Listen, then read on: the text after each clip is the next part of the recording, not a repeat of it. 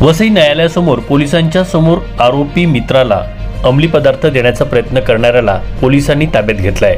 शुक्रवारी संध्याकाळी 4:30च्या सुमारास ही घटना वसई न्यायालयासमोर घडली। आनंद मलंगी, गोरेगाव, संतोषनगर असं यात चौकशीसाठी ताब्यात घेतलेल्या व्यक्तीचं नाव आहे। पोलिसांच्या समक्ष जर गंभीर गुन्ह्यातील आरोपींना त्यांचे साथीदार अंमली पदार्थाचा पुरवठा करत असतील तर ती गंभीर बाब असून पोलिसांच्या कार्यक्षमतेवरती आता प्रश्नचिन्ह उपस्थित केली जात आहेत।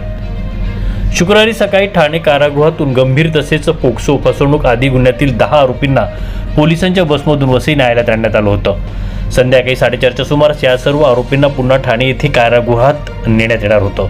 बसमध्ये आरोपींना बसविण्यात आलं असताना आनंद मलंगी नावाच्या व्यक्तीने आपल्याकडील अंमली पदार्थ असलेली पुडी बसमधील सहकारी मित्राकडे बसच्या खिडकीतून फेकली होती।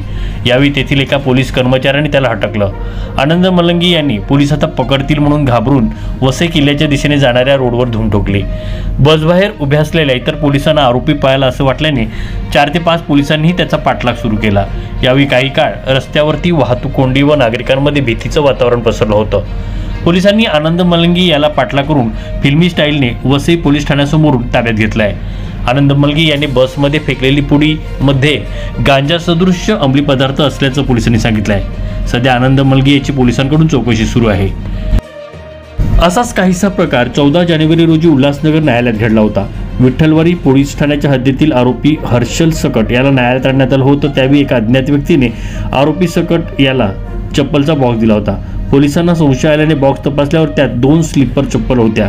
पोलिसांनी चप्पलची तपासणी केली असता त्यामध्ये तब्बल 250 ग्रॅम अंमली पदार्थ मिळून आला होता।